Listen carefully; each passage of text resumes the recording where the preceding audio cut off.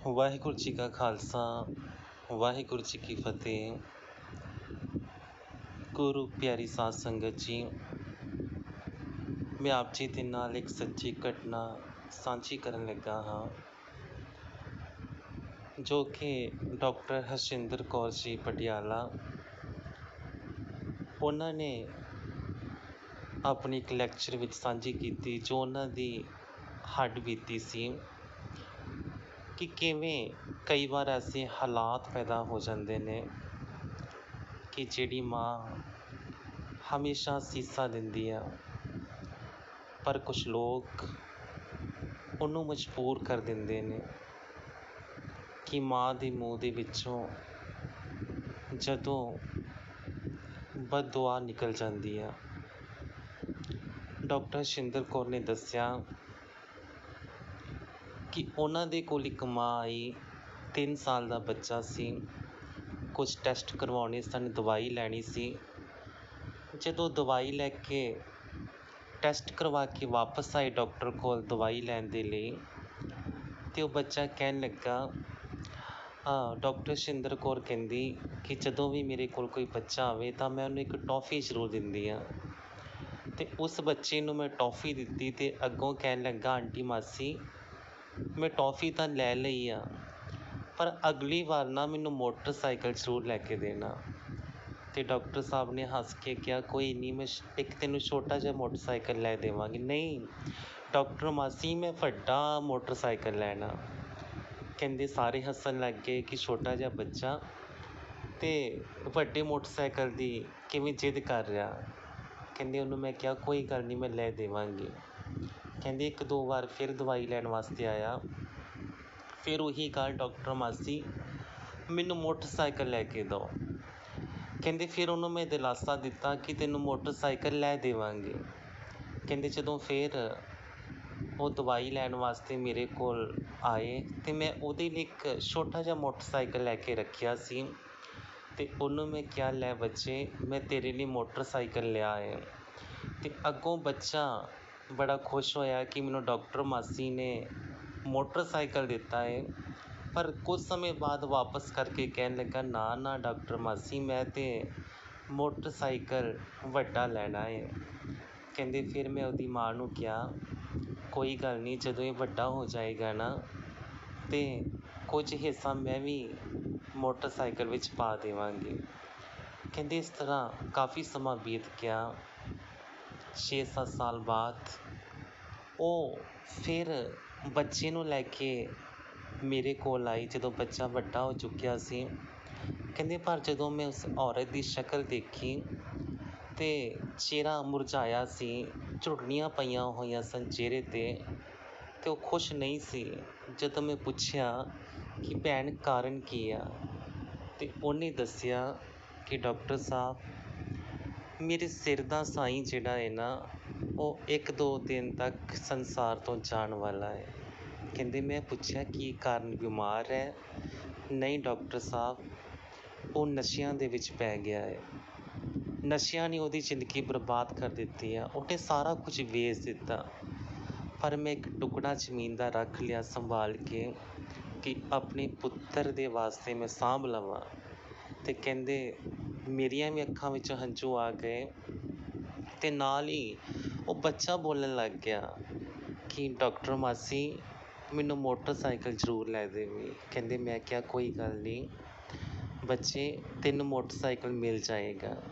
ਕਹਿੰਦੇ ਇਸ ਤਰ੍ਹਾਂ ਉਹ ਮਾਂ ਰੋਂਦੀ ਹੋਈ ਘਰ ਚਲੀ ਗਈ। ਸਮਾਂ ਬੀਤਿਆ, ਕਹਿੰਦੇ ਸਰਦੀਆਂ ਦੇ ਦਿਨ ਸਨ, ਮੈਂ ਆਪਣੇ ਰੂਮ 'ਚ ਬੈਠੀ ਸੀ, 1-2 ਡਾਕਟਰ ਮੇਰੇ ਨਾਲ ਸਨ। ਕਹਿੰਦੇ ਇੱਕਦਮ ਇੱਕ ਔਰਤ ਆਈ ਅਤੇ ਬੇਹੋਸ਼ ਹੋ ਕੇ ਡਿੱਗ ਪਈ। ਕਹਿੰਦੇ ਜਦੋਂ ਅਸੀਂ ਦੇਖਿਆ ਤਾਂ ਉਹਦਾ ਸਰੀਰ ਠੰਡਾ ਹੋਇਆ ਪਿਆ ਸੀ, ਅਤੇ ਅਸੀਂ ਉਹਨੂੰ ਚੁੱਕ ਕੇ ਬੈੱਡ 'ਤੇ ਲਿਟਾ ਦਿੱਤਾ, ਹੀਟਰ ਲਾ ਕੇ ਕੀਤਾ, ਚਾਹ ਪਿਆਈ। ਅਤੇ ਕਹਿੰਦੇ ਜਦੋਂ ਮੈਂ ਗੌਰ ਨਾਲ ਦੇਖਿਆ ਅਤੇ ਮੈਨੂੰ ਯਾਦ ਆਇਆ, ਇਹ ਤਾਂ ਉਹੀ ਔਰਤ ਆ ਜੋ ਮੇਰੇ ਕੋਲ ਦਵਾਈ ਲੈਣ ਵਾਸਤੇ ਆਉਂਦੀ ਸੀ, ਅੱਜ ਇਹਦਾ ਇਹ ਹਾਲ ਕਿਉਂ? ਕਹਿੰਦੇ ਜਦੋਂ ਉਹਨੂੰ ਮੈਂ ਪੁੱਛਿਆ, ਭੈਣੇ ਤੂੰ ਤਾਂ ਉਹੀ ਆ ਜੋ ਹਮੇਸ਼ਾ ਮੇਰੇ ਕੋਲ ਆਉਂਦੀ ਸੀ ਦਵਾਈ ਲੈਣ ਵਾਸਤੇ, ਅੱਜ ਕਈ ਸਾਲਾਂ ਬਾਅਦ ਆਈ ਆ। ਅਤੇ ਕਹਿੰਦੀ, ਉਹ ਰੋਂਦੀ ਹੋਈ ਕਹਿਣ ਲੱਗੀ, ਡਾਕਟਰ ਸਾਹਿਬ ਮੇਰਾ ਬੱਚਾ 18 ਸਾਲ ਦਾ ਹੋ ਗਿਆ ਹੈ। ਅਤੇ ਉਹ ਹਰ ਵਾਰ ਕਹਿੰਦਾ ਸੀ ਨਾ, ਮੈਨੂੰ ਮੋਟਰਸਾਈਕਲ ਲੈ ਦਿਓ, ਅਤੇ ਮੈਂ ਉਹਨੂੰ ਮੋਟਰਸਾਈਕਲ ਲੈ ਦਿੱਤਾ। ਅਤੇ ਕਹਿੰਦੇ, ਮੈਂ ਉਹਨੂੰ ਪੁੱਛਿਆ, ਇਹ ਤਾਂ ਬੜੀ ਖੁਸ਼ੀ ਦੀ ਗੱਲ ਆ ਕਿ ਤੂੰ ਉਹਨੂੰ ਮੋਟਰਸਾਈਕਲ ਲੈ ਦਿੱਤਾ, ਪਰ ਤੇਰੀਆਂ ਅੱਖਾਂ ਅਤੇ ਤੇਰੀ ਹਾਲਤ ਕਿਉਂ ਆ? ਅਤੇ ਰੋਂਦੀ ਹੋਈ ਕਹਿਣ ਲੱਗੀ, ਡਾਕਟਰ ਸਾਹਿਬ ਮੈਂ ਕੀ ਦੱਸਾਂ, ਮੇਰੇ ਪਤੀ ਦੇ ਮਰਨ ਤੋਂ ਬਾਅਦ ਮੇਰੇ ਬੱਚਾ ਵੀ ਨਸ਼ਿਆਂ ਦੇ ਵਿੱਚ ਖੁੱਭ ਗਿਆ।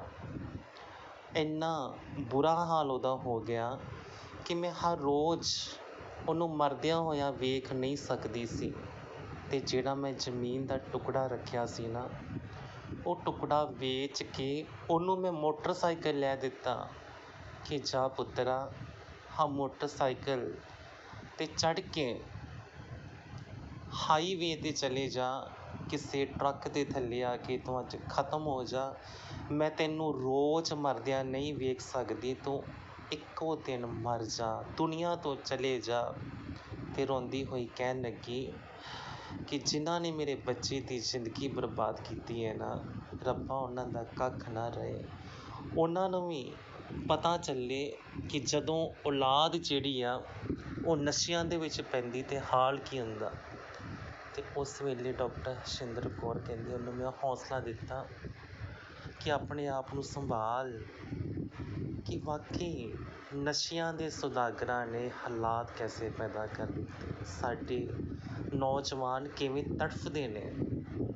ਵਾਕਈ ਮੈਂ ਵੀ ਇੱਕ ਐਸੇ ਨੌਜਵਾਨ ਨੂੰ ਜਾਣਦਾ ਹਾਂ, ਉਮਰ ਕੇਵਲ 24 ਸਾਲ, ਅਤੇ ਨਸ਼ੇ ਨੂੰ ਪੂਰਾ ਕਰਨ ਦੇ ਲਈ ਉਹ ਇੰਨਾ ਡਿੱਗ ਜਾਂਦਾ ਹੈ ਕਿ ਮੈਂ ਗਟਰ ਸਾਫ਼ ਕਰ ਦੇਵਾਂਗਾ, ਮੈਨੂੰ 100 ਰੁਪਇਆ ਦੇ ਦਿਓ।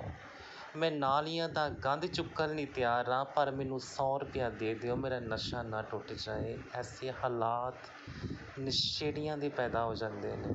ਉਸ ਨੌਜਵਾਨ ਦੀ 5 ਸਾਲ ਦੀ ਬੱਚੀ, ਅਤੇ ਮੈਂ ਇੱਕ ਦਿਨ ਬੱਚੀ ਦੇ ਸਾਹਮਣੇ ਉਹਨੂੰ ਕੀਤਾ ਕਿ ਬੱਚੀ ਤੈਨੂੰ ਨਜ਼ਰ ਨਹੀਂ ਆਉਂਦੀ, ਇਹ ਰਾਤ ਨੂੰ ਸੋਚਦੀ ਹੋਏਗੀ ਮੇਰਾ ਪਾਪਾ ਆਏਗਾ ਮੇਰੇ ਵਾਸਤੇ ਕੁਛ ਲੈ ਕੇ, ਅਤੇ ਅੱਜ ਤੂੰ ਚੰਗਾ ਹੈ, ਕੱਲ੍ਹ ਨੂੰ ਨਸ਼ੇ ਤੈਨੂੰ ਖੋਖਲਾ ਕਰ ਦੇਣਗੇ, ਫਿਰ ਤੂੰ ਕੀ ਕਰੇਂਗਾ।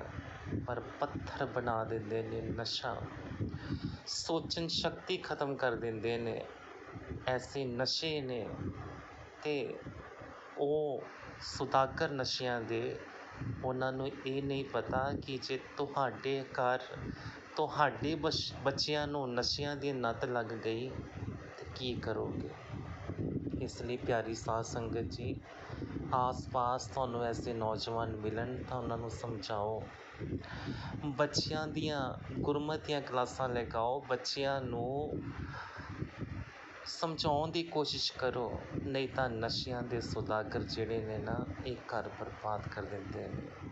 ਵਾਹਿਗੁਰੂ ਜੀ ਕਾ ਖਾਲਸਾ, ਵਾਹਿਗੁਰੂ ਜੀ ਕੀ